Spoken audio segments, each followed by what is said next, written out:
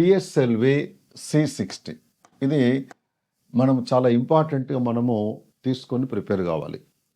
ఇస్రో వాళ్ళు PSLV C60 అనేటువంటి rocket ఏదైతే ఉందో ఆ రాకెట్ను డిసెంబర్ 30వ తేదీ నాడు 2024 నాడు అంతరిక్షంలోకి ప్రయోగించారు.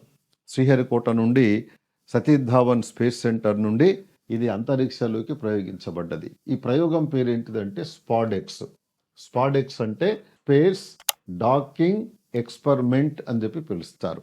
ఈ స్పేస్ డాకింగ్ ఎక్స్పెరిమెంట్ యొక్క ఉద్దేశం ఏంటంటే అంతరిక్షంలో ఉన్నటువంటి రెండు ఉపగ్రహాలు పరస్పరము ఒకదానికి మరొకటి దగ్గరగా వచ్చి అనుసంధానము కావడమునే ఏమంటారంటే దాన్ని స్పేస్ డాకింగ్ అని చెప్పి పిలుస్తారు. ఇది ఒక ఉపగ్రహము, ఇది రెండవ ఉపగ్రహము. ఈ రెండు ఇలా అంతరిక్షంలో భూమి చుట్టూ ఇలా తిరుగుతూ ఉంటాయి. తిరుగుతూ ఉన్నప్పుడు ఇవి పరస్పరము ఒకదానికి మరొకటి దగ్గరగా వచ్చి అనుసంధానం అవుతాయి. దాన్నే స్పేస్ డాకింగ్ అని పిలుస్తారు.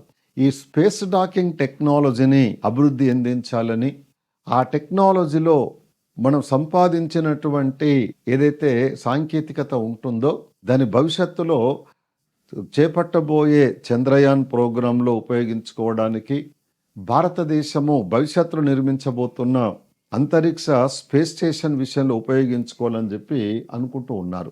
కాబట్టి ఇందులో భాగంగా స్పేస్ డెక్స్లో భాగంగా లేదా స్పాడెక్స్లో భాగంగా ఇస్రో తయారు చేసినటువంటి రెండు ఉపగ్రహాలు చేజర్, దీని యొక్క బరువు 220 కిలోగ్రాములు, మరొకటి టార్గెట్ 220 కిలోగ్రాములు, అంటే ఒక్కొక్కటి 220 కిలోగ్రాములు.